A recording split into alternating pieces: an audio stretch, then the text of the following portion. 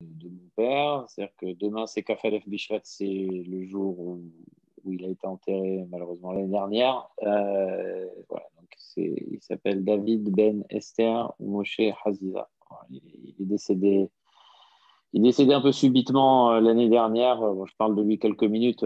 Cédric et Ben, ils étaient à l'office avec Simon et Gilles qu'on a fait dimanche pour la Scara. Mais bon, voilà, bon, mon père, c'est quelqu'un qui était malade depuis une quinzaine d'années. Il avait la maladie de Parkinson. Il est décédé subitement quelques jours après la bat mitzvah de ma fille. Il avait 66 ans.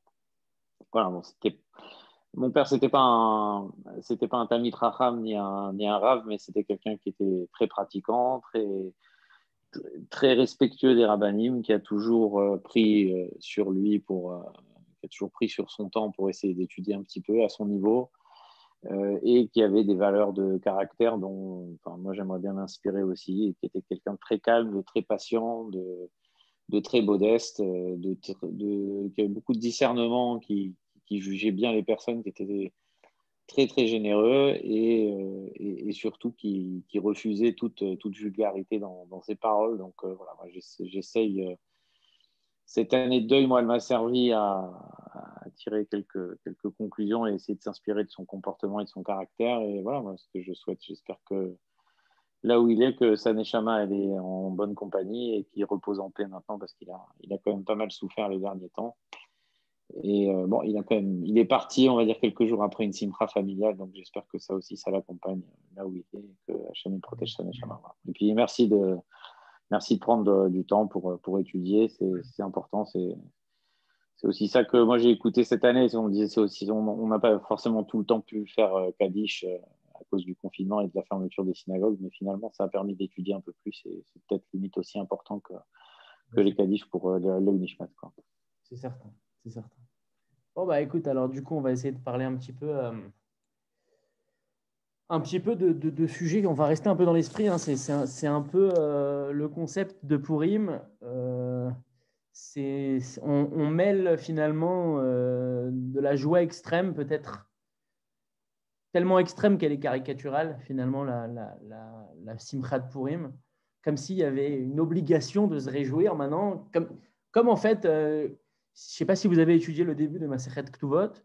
On voit au début de Masechet Ktuvot qu'on venait voir les endeuillés et on leur faisait boire du vin et on leur faisait manger même de la viande. Et on essayait de les réjouir à tout prix finalement pour les sortir de leur torpeur. Et c'est vrai qu'à Purim, on a un peu ce sentiment-là qu'on nous oblige à être joyeux, qu'on nous oblige à être dans l'extrême. Ça ressemble à rien ni dans la Torah ni dans le calendrier juif. On n'a aucun autre endroit où on nous demande d'être complètement dans le délire, dans le changement, dans l'extrême. D'habitude, les mitzvot sont presque toujours équilibrées. Et là, on a une mitzvah particulièrement extrême et particulièrement bizarre. Et donc, c'est vrai qu'on va essayer de se poser dans un premier temps cette question ce soir. Savoir pourquoi on a cette mitzvah de boire à l'extrême, de se réjouir à l'extrême. Même si on sait que toute joie doit passer par En Simcha al Basar Veyaïn. Mais toutes les mitzvot qui sont liées au vin, en général, par exemple, Arba Kosot, celui qui boit Arba Kosot jusqu'à devenir complètement saoul, selon certains avis, il n'est pas quitte. Donc, il y a un lien un peu particulier dans cette mitzvah de Purim. Il y a une autre halakha qui est liée à Purim et qui est un petit peu compliquée à comprendre aussi. On va voir que c'est totalement lié. C'est cette mitzvah de Meshenichnas Adar Marbim Besimcha. Donc, on a une obligation à Purim, pendant le mois de Hadar et encore plus à Purim, d'être joyeux, en tout cas d'augmenter la joie. Si réellement Purim est une fête joyeuse, une fête vraiment à proprement parler joyeuse, dans laquelle on se réjouit d'un événement heureux qui nous est arrivé, pourquoi doit-on avoir une obligation de se réjouir? On devrait être content. On devrait être content quand on célèbre Yetziat Mitzrayim. C'est une fête, on est content et on est relativement heureux. Non, là, on a une obligation. La halakha nous dit, réjouis-toi. En général, lorsque la Torah nous demande d'être marbé besimcha, c'est souvent parce que y a une ambiance générale qui est au contraire triste. Comme on l'a dit, quand la Torah demande en général de boire du vin, souvent c'est parce que derrière on est triste. Et malgré cette tristesse, on a une obligation, on a une halakha de se réjouir. Et donc, a priori, dans ce mois de Hadar, il doit y avoir des raisons qui nous poussent à être tristes. Et la Torah, la halakha, nous dit il faut que tu passes cette tristesse, il faut que tu passes le cap et que tu sois content.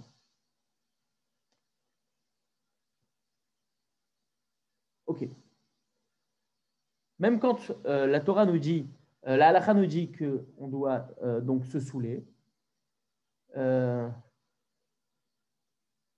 il y a un inyan en général, quand on se saoule, souvent c'est pour oublier. Donc, a priori, dans ce mois de Hadar et dans cette fête de Purim, il y a quelque chose qu'on essaye d'oublier finalement, il y a quelque chose qu'on essaye d'effacer, et on va jusqu'à boire pour pouvoir oublier cette tristesse et arriver à la joie. En parallèle à cette halakha de Mishin Nichnas Hadar Marbim Besimcha, tout le monde sait qu'il y a le corollaire au mois de Av, où on dit Mishin Nichnas Av Mema'atim Besimcha. Donc au mois de Av, on réduit les réjouissances. Et donc, a priori, si on veut suivre le même raisonnement, on va dire que peut-être qu'au mois de Av, il y a au contraire de bonnes raisons de se réjouir, et que la Torah nous dit attends, calme-toi, ne te réjouis pas, mais Ma'atim Besimcha.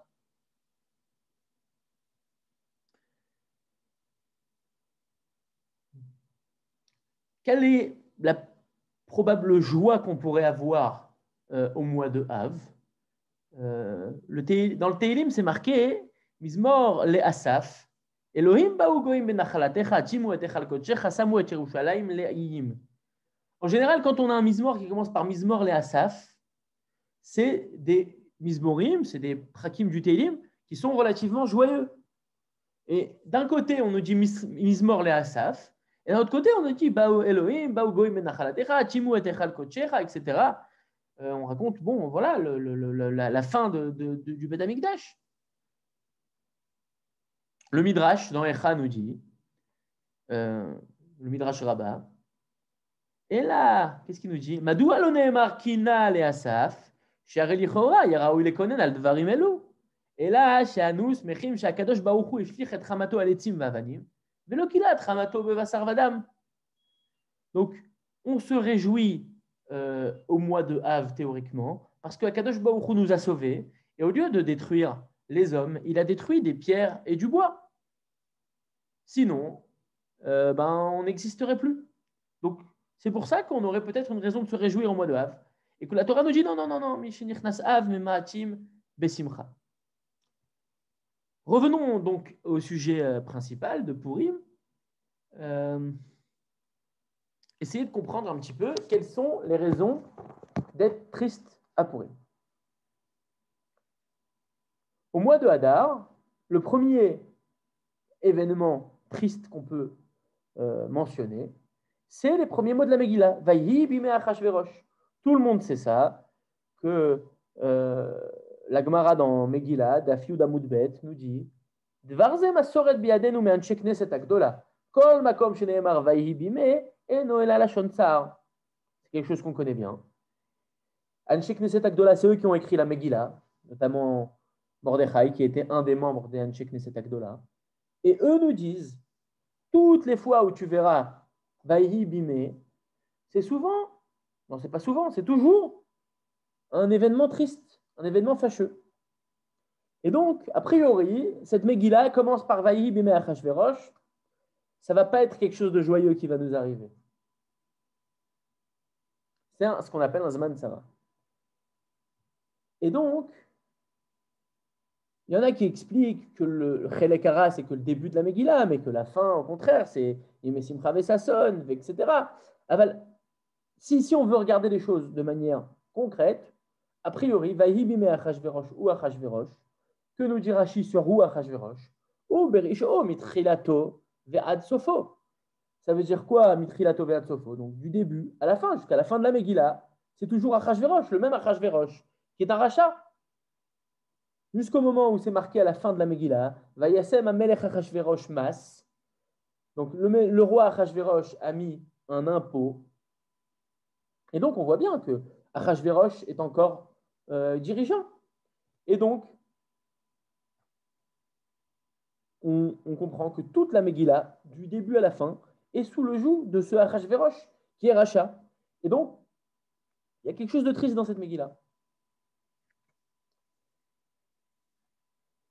Qu'est-ce qui est triste dans la présence d'Achashverosh? À part le fait qu'Achashverosh soit un rachat, c'est malgré tout, on se lamente sur le fait que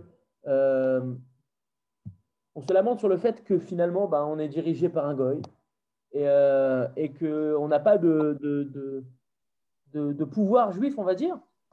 Et donc, on est obligé de compter le temps, les années, les jours, selon les jours d'un roi goy, qui est Achashverosh, qui en plus est un rachat. Et donc, c'est une situation qui est extrêmement difficile pour le peuple juif. Les Bnei Israël sont en galoute, la Shrina est en galoute, le Beth Amikdash est détruit. Et donc, c'est même sur cet élément-là que la Gemara dans Megillah nous dit pourquoi on ne lit pas le Hallel le jour de Purim. Les trois raisons qu'on connaît tous. La première, c'est parce que c'est un es qui a eu lieu en Chutz Haaretz et on ne se réjouit pas totalement sur un es qui a lieu en Chutz Haaretz. Deuxième raison, parce que dans le Hallel, on dit Alléluia, Alléluia, Avdei Hashem. Et donc, ça, c'est lorsqu'on est vraiment Avdei Hashem. Or, après la Megillah, après le Nes, nous sommes encore les esclaves d'Achashverosh. Et donc, nous ne sommes pas encore totalement des Avdei Hashem. Donc, on n'est pas indépendant à ce niveau-là. Et troisième raison, parce qu'on lit la Megillah et qu'on dit que la Megillah, c'est un Hallel en soi. Pourquoi?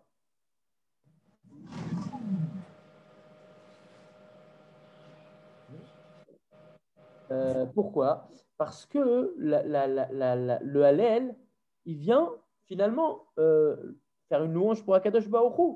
Mais si on veut interpréter ça encore dans la même direction, on va dire que la Megillah, par définition, c'est un des critères qu'on connaît tous de la Megillah, c'est que Akadosh Baruch Hu est voilé. Et donc, la Megillah, c'est un texte qui montre à quel point on manque d'Akadosh Baruch Hu.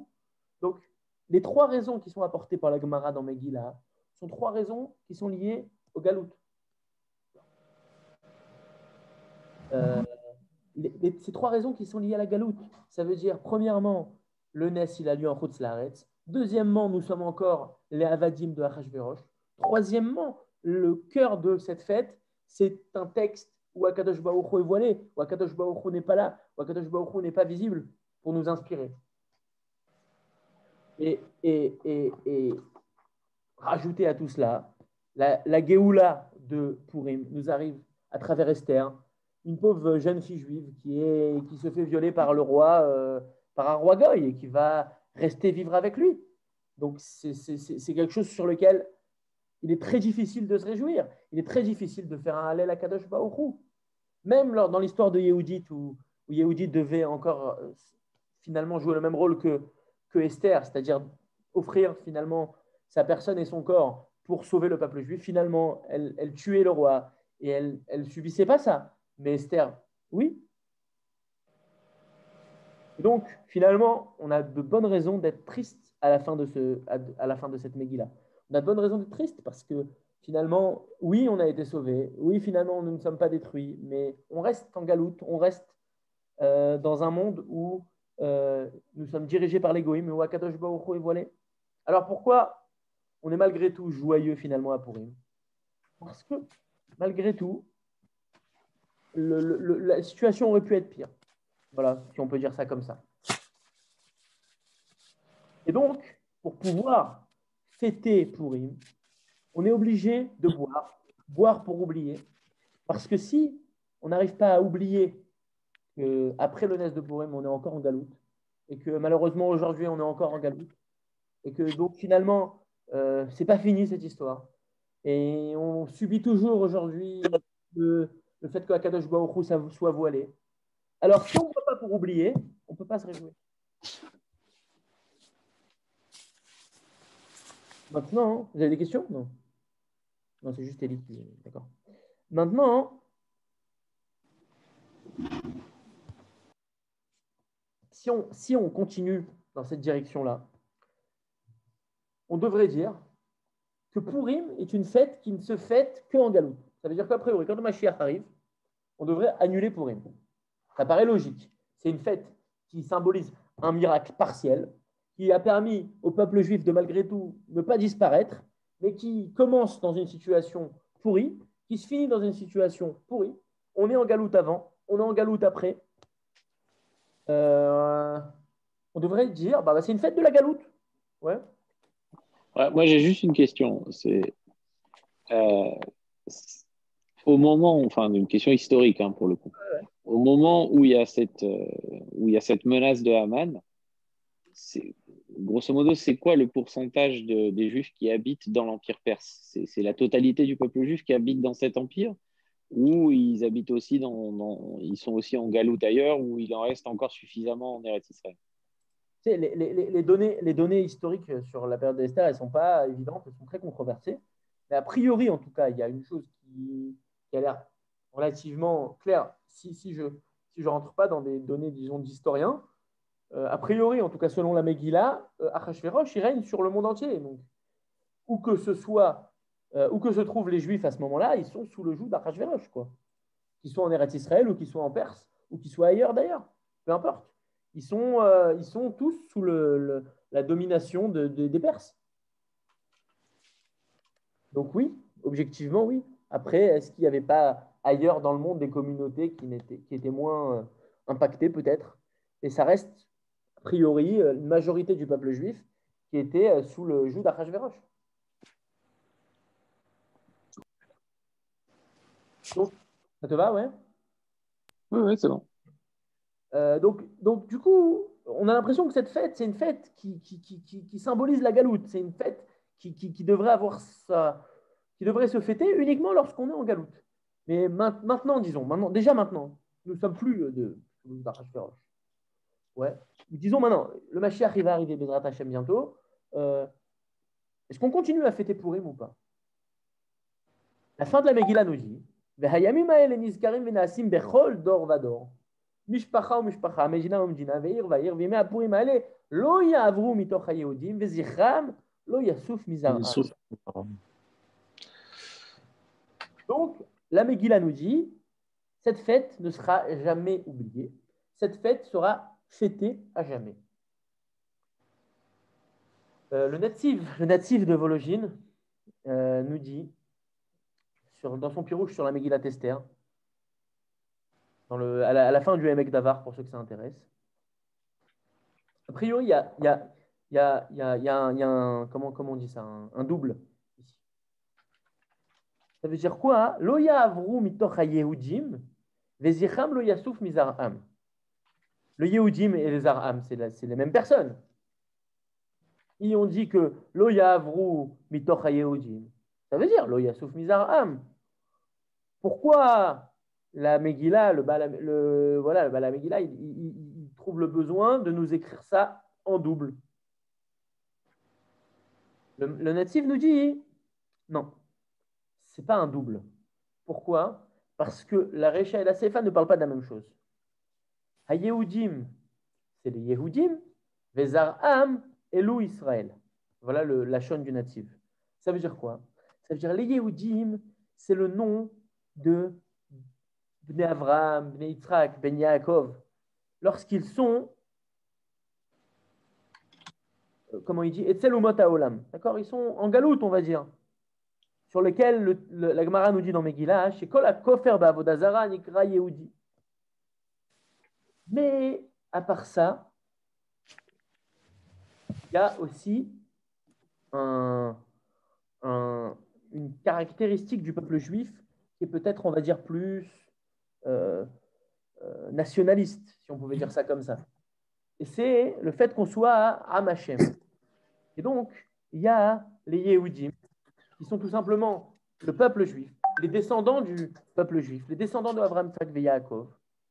Et il y a aussi l'identité nationale du peuple, le fait qu'on soit un peuple en fait. Il y a le fait qu'on soit une religion et le fait qu'on soit un peuple, si on peut dire ça comme ça.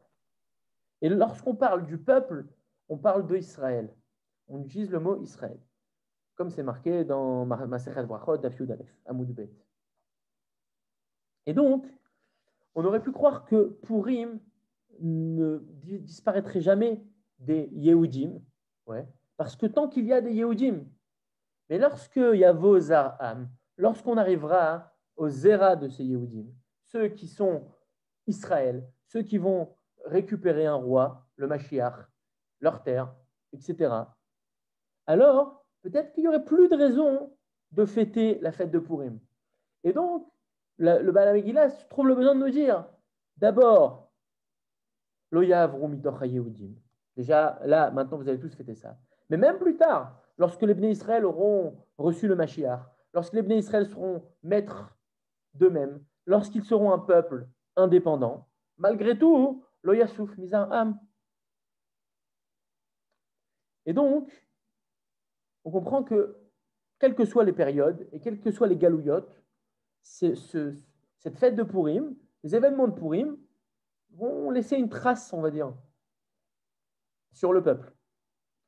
Et donc, même si cette fête, c'est une fête qui porte en elle le symbole de la galoute, on a le besoin de la fêter toujours, même après la venue du Mashiach.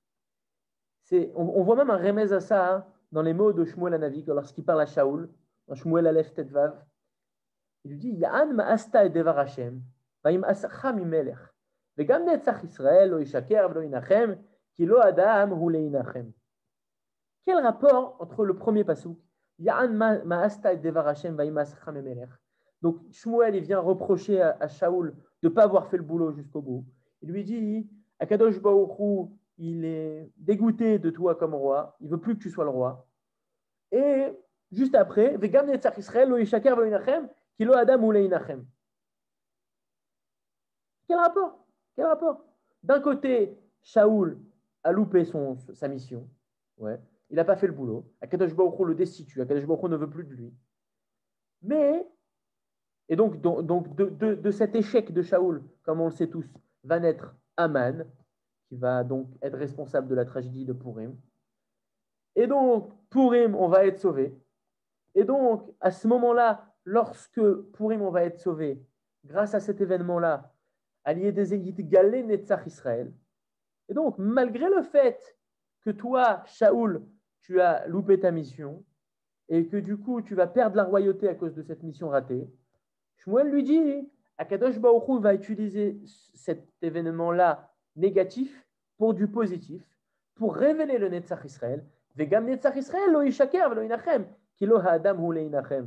Et donc, c'est pour ça qu'aujourd'hui, et Bezrat Hashem, après la venue du Mashiach, il y a encore un besoin de fêter Purim, parce que Purim est la suite de cet événement-là, et que malgré l'échec de Shaoul, la fête de Purim est le symbole de Netzach Israël, le symbole que le peuple d'Israël, qui dépend d'Akadosh Baruch Hu entièrement, est illimité, indéfini, éternel. Voilà, c'est ça que je cherchais.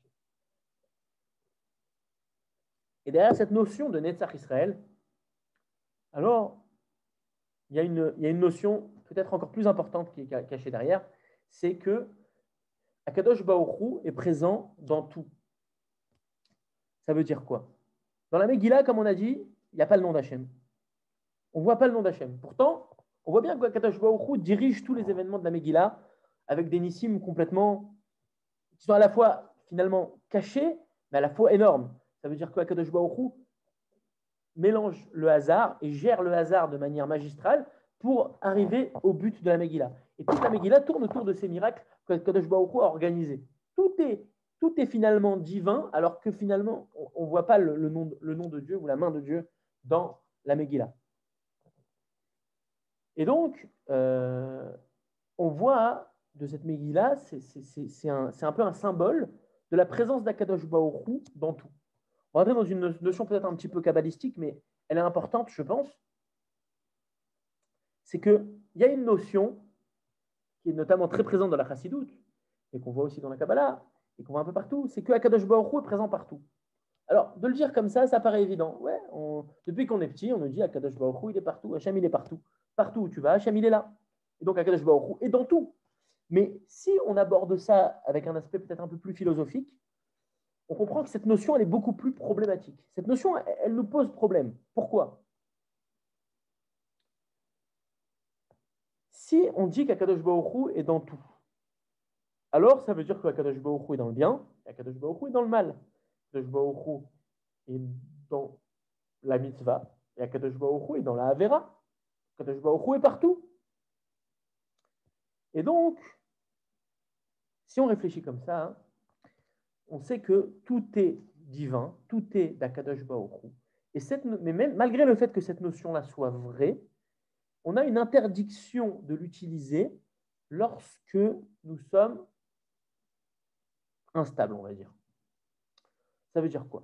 Si quelqu'un il vient nous dire tout est pareil, pourquoi vous êtes en train de parler maintenant de ça c'est bien et ça c'est mal et ça c'est ce qu'il faut faire et ça c'est ce qu'il ne faut pas faire? Il n'y a pas de différence comme on en a parlé avec Adam Arishon, Ben Tov Lera. Et Sadat Tov Ben Tov Lera. Il y a un fruit qui permet de discerner quel est le vrai bon et le vrai mal. Mais dans le bon, le vrai bon, et dans le mal, le vrai mal, Akadosh Baruch Hu, il est là. Non seulement Akadosh Baruch Hu, il est là, mais Akadosh Baruch Hu, il est là de la même manière. Donc finalement, c'est très facile de dire, mais il n'y a pas de différence entre le Tov et le Ra. Il n'y a pas de différence entre le Tamé et le Tahor. Il n'y a pas de différence entre le Kodesh et le Chol. Il n'y a pas de différence entre les juifs et les non-juifs. Tous, ce sont des créatures de Dieu, au même niveau, au même titre. Il n'y a pas de différence entre Aman et Mordechai. Il n'y a pas de différence. Pourquoi tu vas dire Arur Aman et Baruch Mordechai? C'est pareil. Tous, c'est des créatures de Dieu. Tout est la présence d'Akadosh Baruch Hu. Akadosh Baruch Hu, il est partout. De la même manière, tout est Kadosh. Tu as raison. Et finalement, j'entendais que on a fait tchouva, entre guillemets, grâce à Aman. Ouais. C'est parce qu'il est intervenu qu'on a fait tchouva, ce que n'a pas réussi à faire Mordechai finalement. Mordechai, il a prévenu tout le monde et personne ne l'a suivi. C'est vrai. Enfin, personne ne l'a suivi. Si, finalement, ils ont suivi. Parce que Aman, il est arrivé qu'il a voulu nous détruire. Mais c'est pas parce que lui, il est venu pour dire à tout le monde ne mangez pas ici qu'on a suivi. C'est parce qu'on allait tous mourir et que finalement, un peu grâce à Aman, on a fait tchouva. Mais en tout cas, c'est pas tellement grâce à Mordechai. Alors, c'est probablement ce que tu vas dire juste après, mais cette conscience que dans le bien, il y a du mal et que dans le mal, il y a du bien, elle est dangereuse quand on est sobre. C'est un peu ça. C'est un peu ça, exactement. C'est un peu ça.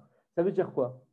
Ça veut dire quoi? Ça veut dire que finalement, c'est la vérité que le bien et le mal, c'est pareil, entre guillemets.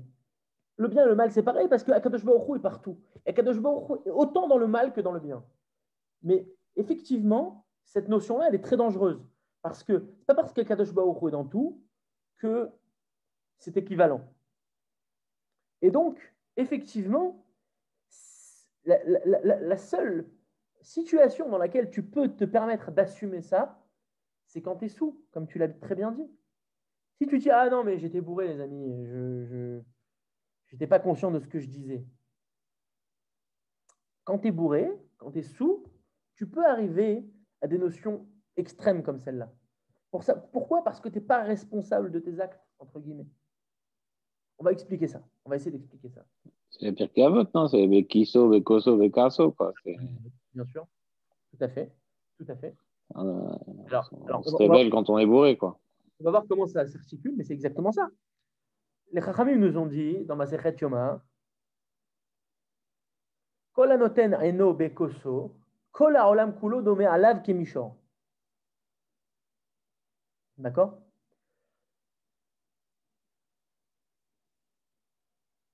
Ça veut dire quoi? Ça veut dire quoi? Ça veut dire que celui qui... Comment on peut expliquer ça de manière simple? En gros, tout celui qui regarde le monde dans son verre, le monde lui paraît comme une pyramide, on va dire. Ça veut dire quoi? Ça veut dire que pour arriver à cette compréhension, à cette connaissance que Akadosh Baruch Hu est présent dans tout, la Torah, la halacha, nous oblige à nous saouler. Parce que sinon, c'est impossible de dire comme ça, de manière simple, Akadosh Baruch Hu est partout et dans tout de la même manière. Ce n'est pas un problème de dire qu'Akadosh Baruch Hu est présent partout. Simplement, il y a des moments, des situations dans la vie où, effectivement, tout est équivalent. Et c'est ça qui donne la vitalité à l'humain, en fait. Pour Akadosh Baruch Hu, le monde, c'est le monde. C'est une seule chose, avec tout ce que ça comporte. Mais simplement, nous, qui sommes de l'autre côté du miroir, on n'a pas la capacité d'assumer ça, on va dire. C'est exactement ce qu'ont voulu inculquer les Ovdei Avodazara. Par exemple, si on prend une des Avodazara les plus répandues à l'époque des Bnei Israël, Baal Peor, dont tout le monde a déjà entendu, d'accord? La Avoda de Baal Peor, donc, c'est d'aller faire ses besoins, ses gros besoins devant la Avodazara. Et donc, lorsqu'ils ont mis en place cette Avodazara de Baal Peor, ils disent, mais je vais dire même plus, pourquoi il y a tellement de Bnei Israël qui ont été embarqués dans Baal Peor? Parce que c'est une des Avodazara qui a le plus marché finalement chez les Juifs. Ça a cartonné. Pourquoi? Parce que de manière, on va dire, comment on va dire ça? Ça veut dire intrinsèque. Si on se libère complètement des considérations, on va dire, techniques, ouais, on a envie, en tant que juif, de dire qu'Akadosh Baruch Hu, il est partout, que la divinité, elle est partout, et donc que même dans cette Avodazara qui est le plus bas de l'échelle, il y a une présence divine.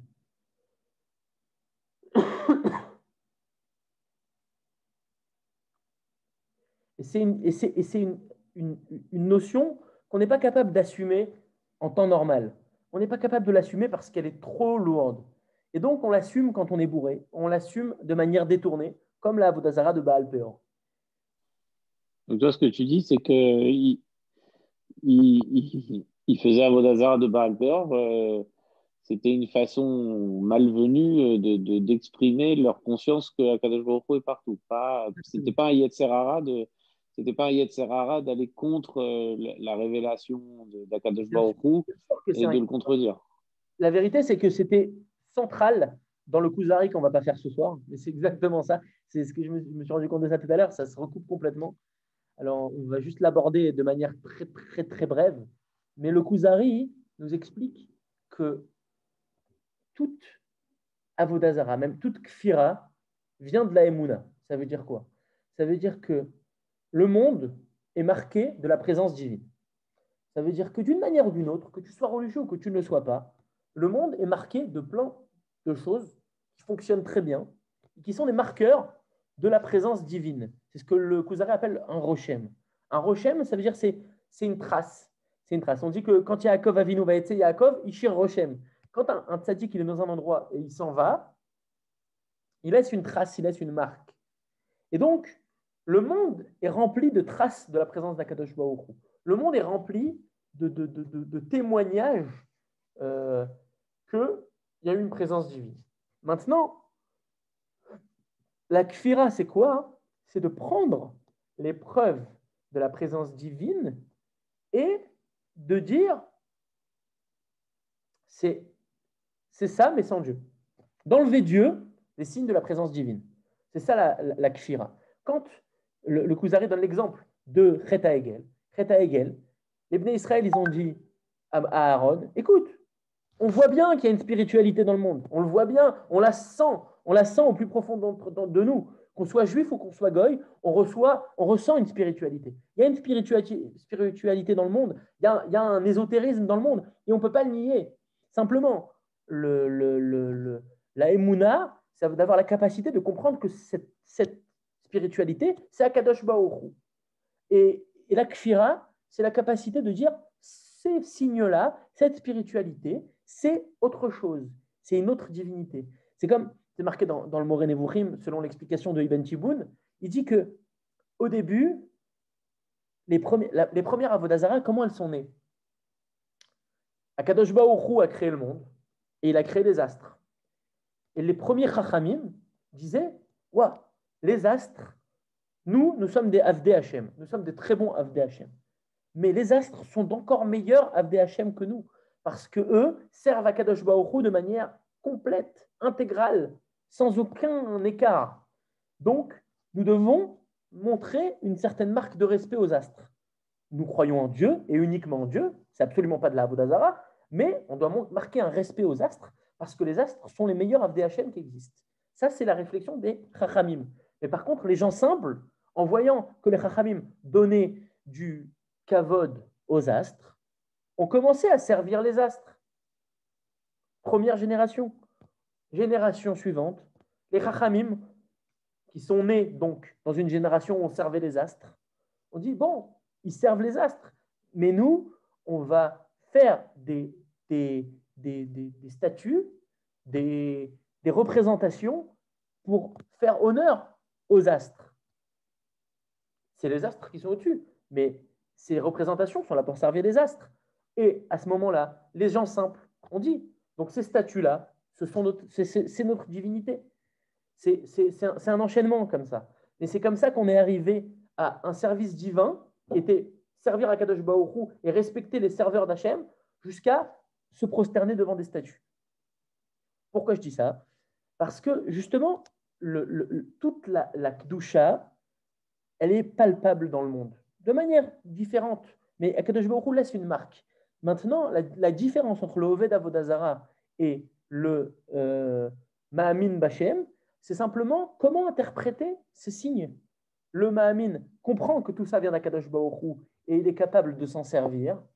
Et le Oved Avodah Zarah interprète ces signes-là comme une puissance externe qui est une autre. D'ailleurs, il y a une sugia dans Masechet Avodah Zarah, je ne me rappelle plus c'est quel daf, où on parle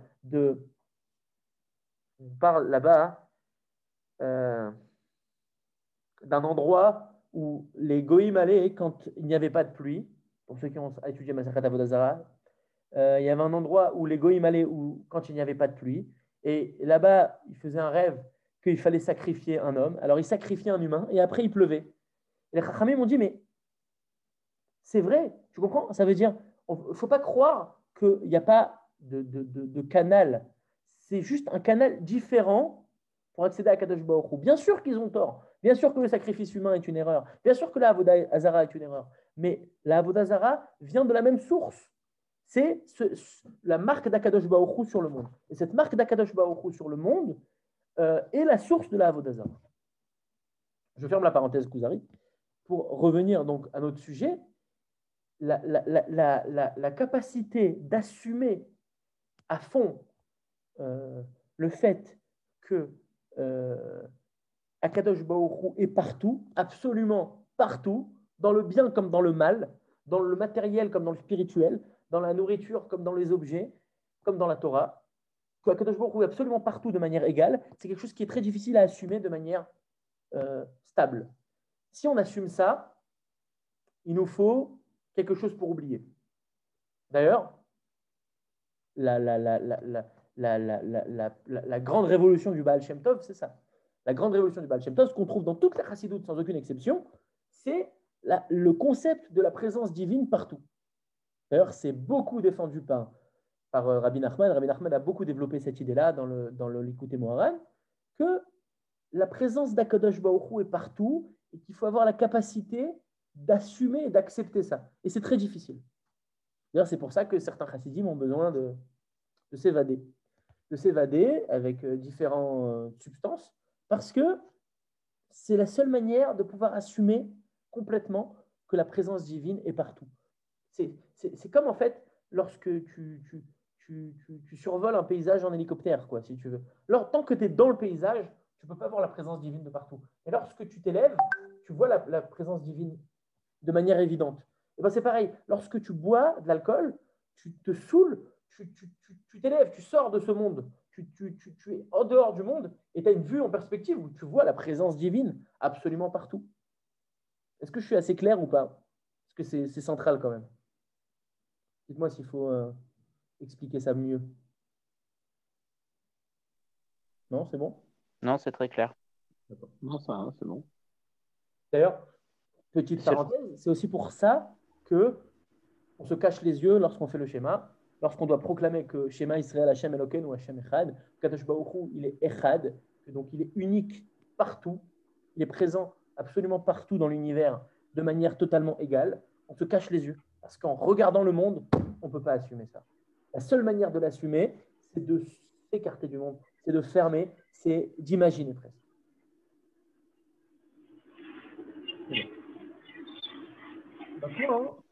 Et c'est la bonne transition pour dire que aussi il y a que Yom Kippour où on dit Baruch Shem Kevod Malchuto Leolam Vaad à voix haute parce que c'est incompréhensible le reste de l'année.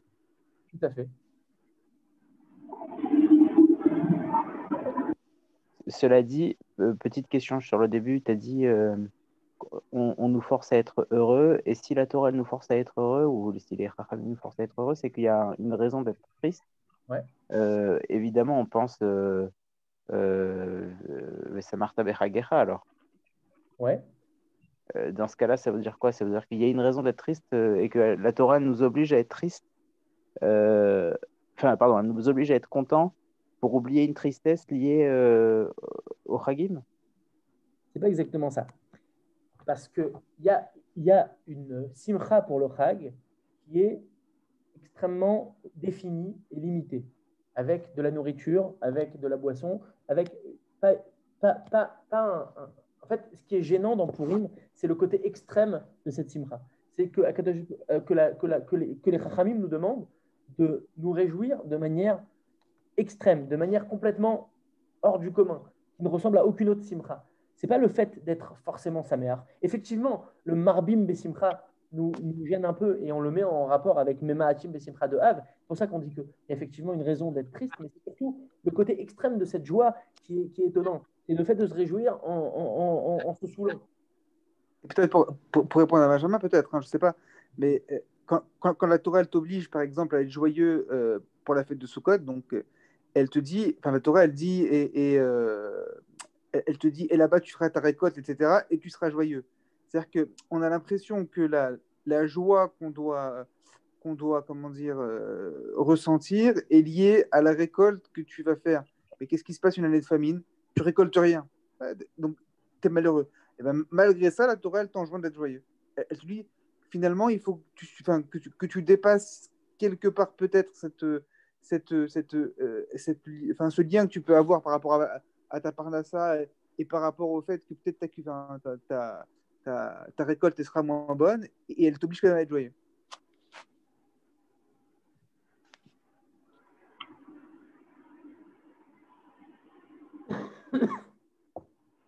Ça va? Alors on continue. Donc on a dit, on boit à Purim pour arriver à une madrega supérieure, donc de Adeloyada. Comme on a dit, ça veut dire quoi Adeloyada? C'est-à-dire que tu es incapable de différencier la présence divine dans le monde. Pour toi, la présence divine est uniforme partout, dans tout, sans aucune exception. Et donc,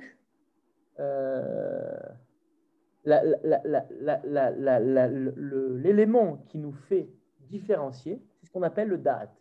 Le da'at, c'est une chorma, c'est une sagesse qui nous fait différencier en disant non, c'est pas unique partout de manière uniforme. C'est il y a kadosh, il y a kasher, il y a le bien, il y a le mal. D'accord? Le da'at, il nous permet de différencier ça. Mais lorsqu'on enlève le da'at, lorsqu'on devient adeloyada, on enlève le da'at, alors à ce moment-là, on voit la présence divine de manière uniforme. Comme c'est marqué dans l'Yerushalmi, pour ceux qui connaissent, dans Brachot, Imendea Avdal Aminaïn, on ne va pas développer le sujet, mais ça veut dire que lorsqu'on veut éliminer ce qu'on appelle la havdalah, la séparation, alors on doit enlever le da'at. S'il n'y a pas de da'at, il n'y a pas de havdalah. Lorsqu'il y a le da'at, il y a la havdalah. Et donc, le fait d'être sous, c'est une situation donc d'Elo Yada qui n'a plus de da'at. Et donc, quand on arrive à cette situation-là, par exemple, qui c'est qui est déjà arrivé à cette situation-là? C'est Lot. Lorsque Lot a été saoulé par ses filles, c'est marqué Velo Yada Veshirva Uvkuma. Donc, Lot, il ne savait pas que ses filles l'ont saoulé et ont fait des enfants avec lui. Moshe Rabbeinu, lorsque. L'histoire de Lot, c'est pas évident dans la Gemara, c'est l'inverse, là-bas dans Rayot, Daf, Moudalef à Moudalef. Ouais. Elle te dit que justement il a appelé Racha parce que justement la Gemara dit. Non, la Gemara, elle te cite un verset comme ça, elle te dit ouais, le tzaddik il va et le Racha il pole bas, un truc comme ça. Ouais. Tzaddikim, machin, un truc genre. Et la Gemara elle dit mais c'est de quoi il parle ce pasouk, elle ramène plusieurs propositions et tout.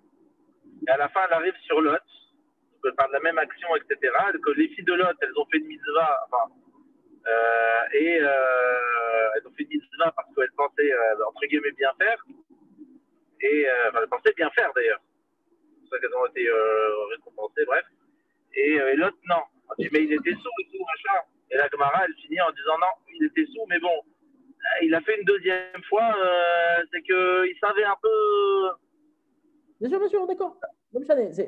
C'est pas ce qui nous intéresse ici. Ce qui nous intéresse ici, c'est de comprendre que Lot, il est arrivé à un stade de l'Oyada. Et donc, on comprend que l'Oyada, c'est un statut qui arrive souvent quand on est saoul. On est sous, alors ça s'appelle l'Oyada. C'est juste ça qu'on veut prouver ici. Après, on peut analyser. Hein? C'est ce qu'il dit là-bas, le Rav. Oui. C'est ton exemple. D'accord, non, c'est marrant parce que la Gemara, elle n'a pas l'air de dire ça. Elle a l'air de dire qu'il y avait quand même, c'était pas un loyada, enfin, je ne sais pas ce qu'il appelle le yada, mais il y a quand même une petite connaissance. Petite connaissance, même s'il était un peu embrumé, quoi. Oui, non, mais d'abord, on n'est pas obligé de prendre l'interprétation de la Gemara comme argent comptant, c'est une interprétation. Mais malgré tout, peu importe ici, c'est pas forcément ce qui nous intéresse. Ah, quand même. Ouais, non, bien sûr. Ce qui nous intéresse, c'est de comprendre que ce statut de l'Oyada, il est lié à une déconnexion totale de la réalité. Après, si cette déconnexion, elle est volontaire, pas totalement volontaire, peut-être comme tu l'as dit, Lot, il était un peu volontaire et un peu pas volontaire, il y a Choliot. Mais en tout cas, il est arrivé à une situation de l'Oyada, qui est une situation de je me déconnecte de la réalité, je ne sais plus ce qui se passe. Alors, c'est pas total. Peut-être que c'était volontaire. Quasi total. Bon, c'est peut-être total, mais en tout cas, c'est pas volontaire. C'est pas forcément involontaire. C'est peut-être volontaire, comme tu dis. Non, surtout, c'est que l'abolition, le discernement, il n'est pas complet, quoi. Voilà, exactement. Ah, 19%, mais voilà. En tout cas, il est suffisant pour être déconnecté, pour être hors. Mais juste pour revenir juste sur plus une question entre guillemets de halakha sur Purim, parce que là on aborde le sujet d'être saoul, etc. Mais il y a vraiment un consensus halakhique sur le fait qu'il faut arriver au stade d'être saoul à Purim ou pas du tout? Jamais, ça n'existe pas le consensus halakhique. Non, si, tu la pousses. Il y a des moments où tout le monde est d'accord que Shabbat, on n'allume pas la lumière. Bon. Ah, bah voilà, d'abord, non. Pas tout le monde est d'accord. Bon, d'accord. Oui, bon, il y a un consensus halakhique pour dire qu'on n'a pas le droit de manger un certain nombre d'animaux non cachers. Bon, voilà. Donc, non, c'est une question. C'est ce qui est marqué, mes fourrages dans la Torah, d'accord. Personne ne va discuter de ce qui est marqué, mes fourrages dans la Torah. Mais, non, ce qui est marqué dans la Torah, surtout sur des halachot des Rabbanan, évidemment qu'il n'y a pas de consensus. On va essayer d'en parler un petit peu, parce qu'il y a pas mal de choses encore à voir. On va essayer de faire vite. Il y a un chiot à Wettenberg complet dessus. Il te rapporte 10 ou 15 chiffres comme ça. L'ivresse à Purim, ça s'appelle. Bon, le Rav qui faisait le shiur de Gemara auquel mon père a assisté pendant, je pense, 20 ou 25 ans de suite, Rav Lederberger, il disait, lui, il n'encourageait pas les gens à se saouler parce que, voilà, pour plein de raisons, il racontait, lui, sa façon de célébrer Purim. Il disait, voilà, moi, je bois un petit peu pour être fatigué et je dors et après, je fais une grosse sieste parce que comme ça, je sais que dans la sieste, je vais forcément confondre Arur Haman, Baruch Mordechai, je vais faire les inversions qui vont bien, quoi. Donc voilà, c'est pour ça que d'abord, ça me rappelle ça. Ça me rappelle cette anecdote que mon père il m'avait racontée. Et puis aussi, c'est pour poser la question, quoi. Parce que moi, déjà, j'aime pas être saoul. J'aime bien boire, mais j'aime pas être saoul parce que je suis très vite malade. Donc, c'est pas quelque chose qui me permet d'accéder à la connaissance d'Akadosh Baruch Hu, tu vois. Juste, il y a un consensus quasi total, sauf certains rabbins chassidiques, à être carpette. Ça, par contre, il ne faut pas. Après, il y a, voilà, entre être saoul et être carpette, il y a quand même un level. Bon, maintenant, moi, je connais bien Rav Lederberger, c'était mon Rav à l'école. Bon, il est pas pour la fantaisie, hein. Il n'est pas pour la fantaisie, clairement. Ah non, sans tout bien d'accord. Il n'est pas, mais bon. Non, mais bien sûr, non, mais c'est une chita qui est ramenée dans la halakha. Non, mais c'est pour ça que je pose la question. Bon, déjà, moi, ça me permettait de rappeler ça, parce que mon père a écouté son shiur de Gemara pendant des années, tous les mercredis soirs à Clichy-sous-Bois. Donc, Rav Lederberger, c'était un des rabbaïm les plus qui m'a le plus marqué dans ma vie. C'est vraiment très très sympathique sa manière d'enseigner. Mais il est austère, il n'est pas joyeux. Ah non, il n'est pas funky. Non, il n'est pas là pour être funky, hein. Mais il te le dit, hein, de toute façon. Ouais, non, mais en tout cas, ce qu'on essaie de comprendre ici, c'est que le concept de boire n'est pas forcément un concept d'être sous, à proprement parler. Il est d'être déconnecté, de s'envoler un peu, quoi. De s'envoler un peu. On a un deuxième cas de l'Oyada qui est intéressant, qu'on a lu il y a très très peu de temps dans la paracha. Non, qu'on n'a pas lu il y a très peu de temps, qu'on va bientôt lire d'ailleurs. Non, on va le lire maintenant. Cette semaine, Bezrat Hashem. Donc ça tombe pile. Quand Moshe Rabbeinu descend, on m'a dit, Moshe Loyada ki karanor panav pedabero ito.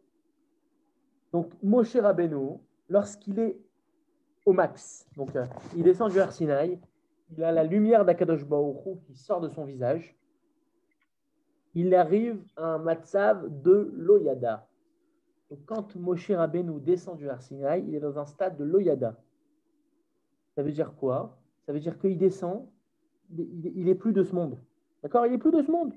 Il vient de passer 40 jours en tête à tête avec Akadosh Baruch Hu, il vient de donner la Torah, il est au max de ce qu'on peut imaginer. Loyada. Il est en dehors de ce monde. Qu'est-ce qu'il fait? Quelle est la solution?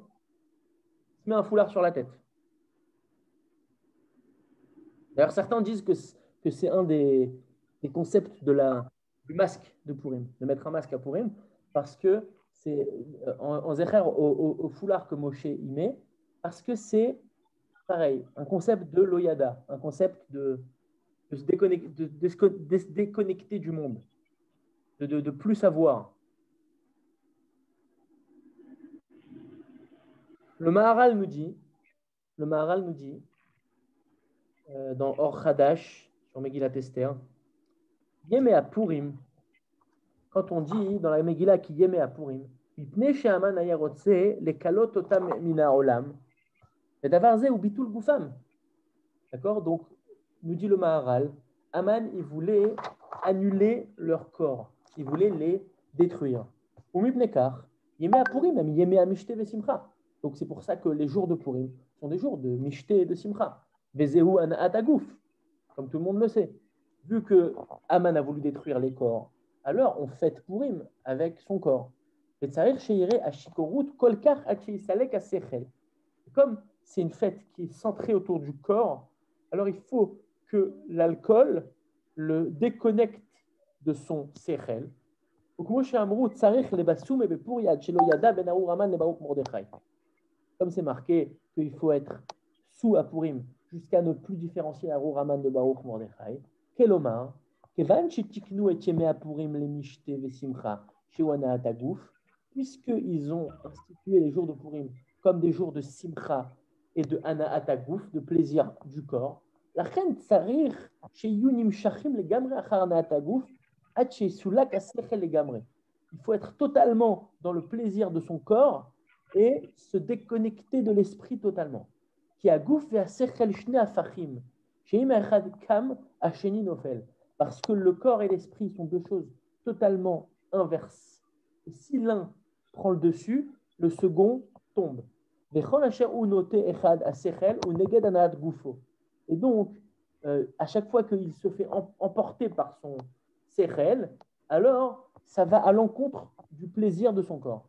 L'écart, Amrou Sham, שצריך לבסום בפור יד שלא ידע בין ארור המן לברוך מרדכי, שאז יסולק השכל לגמרי, האדם נעשה גופני לגמרי.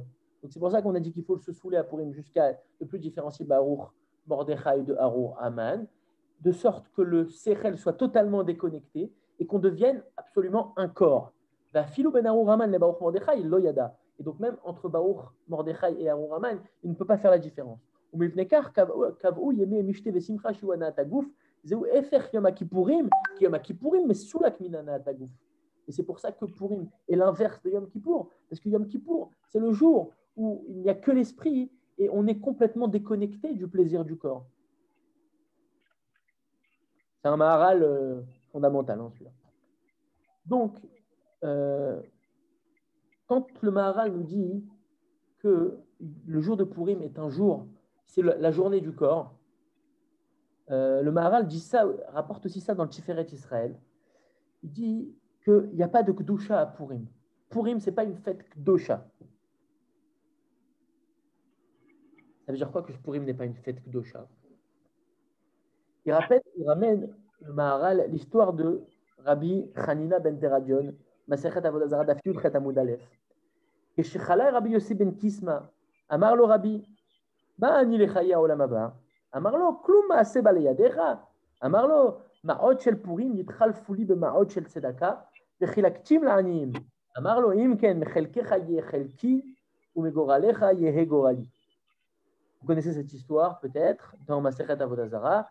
Rabbi Yossé ben Kisma était sur son lit de mort, et Rabbi lui a dit, est-ce que j'aurai accès au Olam Haba? Il lui a dit, est-ce que tu as une action, une bonne action, une action en tout cas qui t'est venue? Il lui a dit oui, les pièces de Purim se sont échangées en tzedaka et je les ai distribuées aux pauvres. Alors il lui a dit, nous sommes de la même veine, le Maharal nous explique sur cette histoire comment il dit les mots du Maharal. Voilà. והדבר רמז מופלג, כי מעות של פורים אינם עומדים רק לריבוי אכילה ושתייה. Il lui dit, il y a un remez très important ici, parce que les pièces de Purim, les matanot, la evionim, elles ne viennent que pour le ribouille achila veshtia, pour multiplier, donc se nourrir et boire. Et si ce jour-là était un jour de Gdusha, alors la Seouda ne pourrait pas être quelque chose de matériel à 100%. Parce que ce serait une Seouda qui est d'Irvodayom, qui est en l'honneur de ce jour de fête, de ce jour Kadosh. Ou le Ma'alat Kedushato. Aval en beyamze Kedusha klal. Mais non, le jour de Purim, il y a zéro Kedusha. Ve'achila ve'ashtiya davar gashmi. Et manger et boire, c'est quelque chose de matériel. Mais inyan ha'olamazeh sheu kulo gashmi. Le symbole du Olam Hazé qui est entièrement matériel. Vinitchalef ma'ot elu be ma'ot aniyim, chez ma'ot aniyim a farzé qui ani yadoua shen lo Olam Hazé klal. Et lorsque lui, il a transformé ces pièces de Purim en pièces de tzedaka, alors elles sont arrivées à des pauvres qui savent, le pauvre, comment il survit en pensant qu'il aura un Olam Haba. Et donc, il sait, le pauvre, que le Olam Hazé, ce n'est pas pour lui. Lui, il ne profite pas dans ce Olam Hazé. Et donc, il y a eu une totale inversion. Et donc, Vedavar ze remez, chez où yachlif Olam Hazé be Olam Haba. Et donc, c'est un remez pour Rabbi Yossi ben Kisma que son Olam Hazé se transformera en Olam Haba. Velo yelo chelek klal ba Olam Hazé. Et donc, il n'a mangé aucune part dans le Olam Hazé. Vechol chelko she yelo raoui lo be Olam Hazé shamur lo le Olam Haba. Et donc, toutes les récompenses qui lui sont dues pour le Olam Hazé lui sont gardées pour son Olam Haba. Donc, moi, sheya behemet le Rabbi Hanina ben Teradion at Tzadik Kadosh, she'anisraf le Sefer Torah imo, comme on connaît la fin de Rabbi Hanina ben Teradion at Tzadik, qui est mort, brûlé avec un Sefer Torah autour de lui. ולא היה חלקו בעולם הזה, רק הכל שמור לו לעולם הבא, ועל זה אמר, אם כן, מחלקך יהיה חלקי.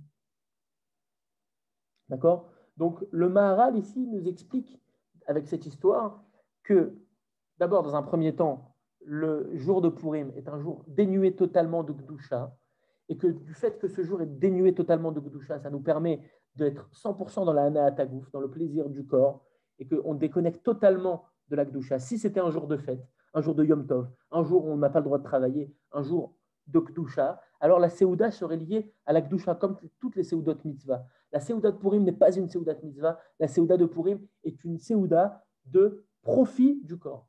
Et donc, il a vu ici un remez pour Rabbi Hanina que son Olam Hazé était totalement Olam Haba, parce que même les pièces de Purim qui sont le symbole fondamental du Olam Hazé sont transformées en argent pour les pauvres, qui est le 100% Olam Haba. Et donc, on déduit de là, en tout cas, que pour le Maharal, il n'y a aucune Kedusha à Purim. Mais du coup, est-ce qu'on a le temps de faire ça? Il est déjà tard un peu.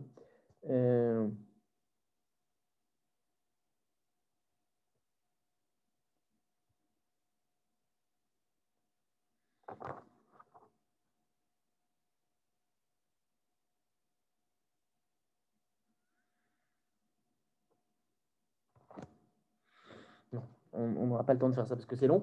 On va avancer. On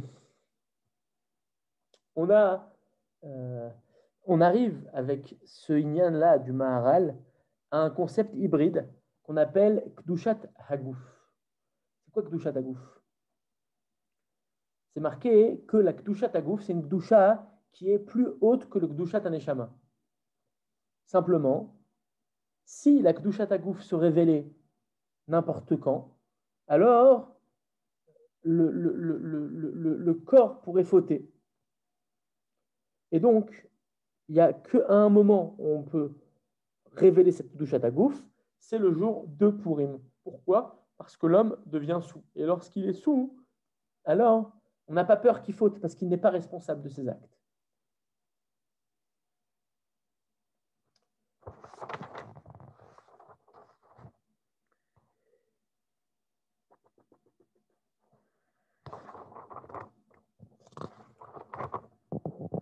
Je peux tenir la jambe pendant 1 heure. On va avancer. Revenons à la Megillah rapidement pour comprendre tout ce qu'on a dit. Il y a beaucoup d'événements qui se passent dans la Megillah, hein, mais en gros, si on voulait trouver un fil conducteur dans la Megillah, on dirait que la Megillah nous raconte l'histoire de la Shrina qui va être transférée de Eretz Israël à tous les peuples. Et là, on va toucher une notion, je vais dire, kabbalistique importante, très importante, fondamentale, de comprendre qu'est-ce que la royauté goy pour nous. Comment la royauté d'Israël a été transférée à un peuple goy à travers Esther Amalka. Dans la Megillah, il y a 2 personnages centraux, Mordechai et Esther. À la fin de l'histoire, on entend, la Megillah nous dit, Ki Mordechai Yehudi Mishne la Melech Achashverosh veGadol la Yehudim. Ok, donc on en apprend un peu plus sur la fin de Mordechai, à la fin de la Megillah. Donc il est devenu Mishne la Melech Achashverosh, il est Gadol la Yehudim, ok. Et Esther, qu'est-ce qu'elle devient? La Megillah ne nous parle pas de la fin d'Esther. Elle ne nous dit pas qu'est-ce qu'elle devient après cette histoire. Bon, on la connaît la réalité. Esther, elle est restée chez Achashverosh. Donc la Megillah, d'abord, c'est l'histoire tragique de Esther qui est le personnage central de ce livre et qui finalement est totalement perdu. Et Mordechai lui dit